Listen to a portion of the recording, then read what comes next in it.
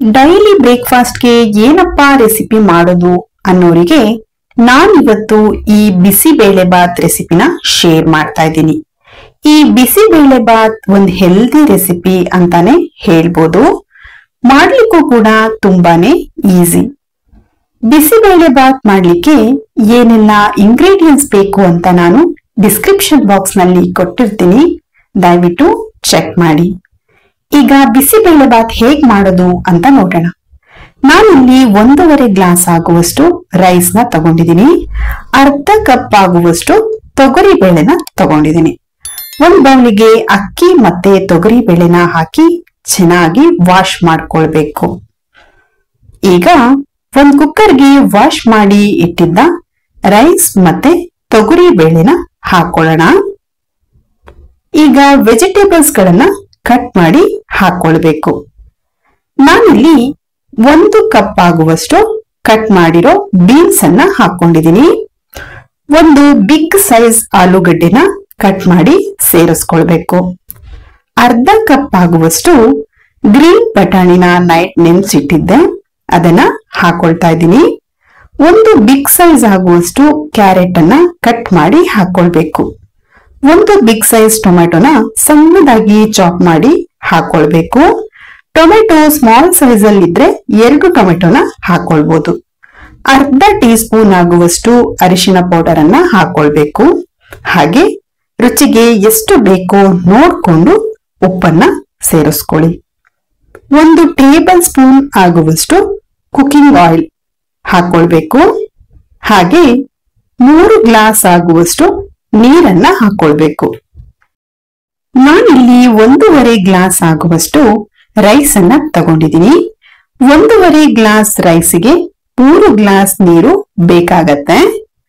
ನೀರನ್ನ ಹಾಕಿ ಲಿಡ್ ಅನ್ನ ಕ್ಲೋಸ್ ಮಾಡ್ಬಿಟ್ಟು 3 ವಿಷಲ್ ನೀವಿದನ್ನ ಬೇಯಿಸ್ಕೊಳ್ಬೇಕು.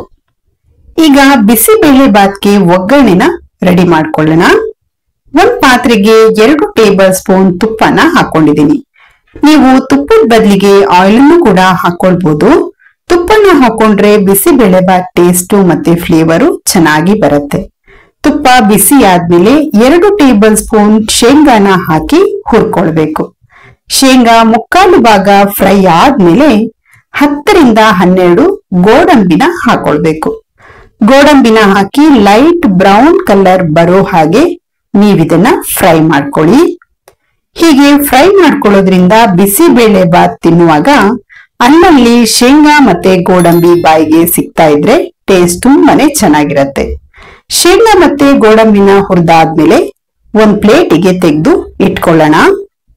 ಈಗ ಅದೇ ಪಾತ್ರೆಗೆನೆ 1 ಟೀ ಸ್ಪೂನ್ ಆಗುವಷ್ಟು ಸಾಸಿವೆ, 1 ಟೀ ಸ್ಪೂನ್ ಆಗುವಷ್ಟು ಜೀರಿಗೆನ ಹಾಕೊಳ್ಬೇಕು. 2 ರೆಡ್ ಚಿಲ್ಲಿನ ಕಟ್ ಮಾಡಿ ಹಾಕೊಂಡಿದ್ದೀನಿ. 8 ರಿಂದ 10 ಕರಿಬೇವಿನ ಎಲೆಗಳನ್ನ ಬಿಡಿಸಿ ಹಾಕೊಳ್ಬೇಕು. ಇದೆಲ್ಲಾನು ಚೆನ್ನಾಗಿ ಒಂದ್ಸಲ ಫ್ರೈ ಮಾಡ್ಕೊಳ್ಳಿ. ಚೆನ್ನಾಗಿ ಫ್ರೈ ಮಾಡಿ ಆದ್ಮೇಲೆ ಅರ್ಧ ಆನಿಯನ್ನ ಕಟ್ ಮಾಡಿ ಹಾಕೊಂಡಿದ್ದೀನಿ. ಹಾಗೇನೆ ಒಂದು ಮೀಡಿಯಂ ಸೈಜ್ ಕ್ಯಾಪ್ಸಿಕಮ್ನ ಕಟ್ ಮಾಡಿ ಹಾಕೊಳ್ಬೇಕು. ಕ್ಯಾಪ್ಸಿಕಮ್ನ ಹಾಕಿ ಚೆನ್ನಾಗಿ ಫ್ರೈ ಮಾಡ್ಕೊಳ್ಬೇಕು. ನೀವಿದನ್ನ 2 ನಿಮಿಷ ಚೆನ್ನಾಗಿ ಫ್ರೈ ಮಾಡ್ಕೊಳ್ಳಿ. ಕ್ಯಾಪ್ಸಿಕಮ್ ಎಲ್ಲ ಫ್ರೈ ಆದ್ಮೇಲೆ ಅರ್ಧ ಕಪ್ ಆಗುವಷ್ಟು ಹುಣಸೆ ಹಣ್ಣಿನ ರಸನ ಹಾಕೊಳ್ಬೇಕು. 1 ಟೀ ಸ್ಪೂನ್ ಆಗುವಷ್ಟು ಬೆಲ್ಲನ ಪೌಡರ್ ಮಾಡ್ಬಿಟ್ಟು ಹಾಕೊಳ್ಬೇಕು. ಬೆಲ್ಲದ ಪೌಡ್ರೇ ಇದ್ರೆ ನೀವು ಅದನ್ನೇ ಹಾಕೊಳ್ಬಹುದು. ಹಾಕಿ ಚೆನ್ನಾಗಿ ಮಿಕ್ಸ್ ಮಾಡಿ. ದಯವಿಟ್ಟು ನಮ್ಮ ಪೇಜ್ ಅನ್ನ ಫಾಲೋ ಮಾಡಿ, ಹಾಗೆ ಸಪೋರ್ಟ್ ಮಾಡಿ. ಈಗ ಕುಕ್ಕರ್ 3 ವಿಷಲ್ ಆಗಿದೆ. ಲಿಡ್ ಅನ್ನ ಓಪನ್ ಮಾಡ್ಕೊಳ್ಳೋಣ. ರೈಸ್ ಮತ್ತೆ ವೆಜಿಟೇಬಲ್ ಎಲ್ಲ ಚೆನ್ನಾಗಿ ಬೆಂದಿದೆ. ಒಂದ್ಸಲ ಮಿಕ್ಸ್ ಮಾಡ್ಕೊಂಡು ಒಗ್ಗರಣೆ ಪಾತ್ರೆಗೆ ಹಾಕೊಳ್ಳೋಣ. ನಿಮ್ಗೆ ಯಾವ ಹದಕ್ಕೆ ಬಿಸಿಬೇಳೆ ಬಾತ್ ಬೇಕೋ ನೋಡ್ಕೊಂಡು ನೀರನ್ನ ಆಡ್ ಮಾಡ್ಕೊಳ್ಳಿ. ನೀರನ್ನ ಹಾಕಿ ಚೆನ್ನಾಗಿ ಮಿಕ್ಸ್ ಮಾಡ್ಕೊಳ್ಬೇಕು.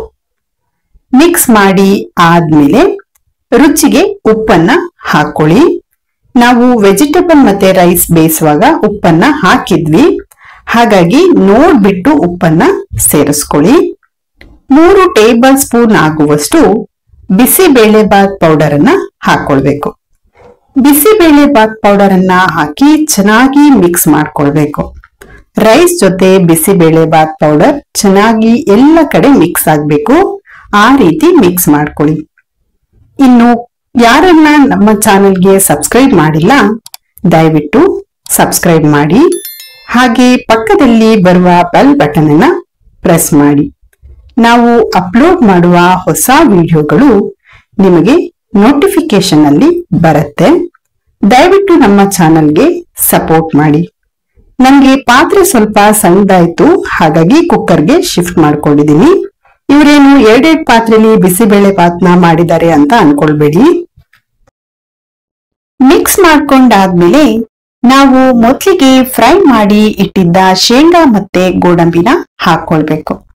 ಹಾಗೇನೆ ಕೊನೆಯಲ್ಲಿ ಚಾಪ್ ಮಾಡಿರೋ ಕೊತ್ತಂಬರಿ ಸೊಪ್ಪು 2 ಟೇಬಲ್ ಸ್ಪೂನ್ ಹಾಕಿ ಮಿಕ್ಸ್ ಮಾಡ್ಕೊಂಡ್ರೆ ಹೆಲ್ದಿ ಮತ್ತೆ ಟೇಸ್ಟಿಯಾದ ಬಿಸಿಬೇಳೆ ಬಾತ್ ರೆಡಿ ಆಗತ್ತೆ.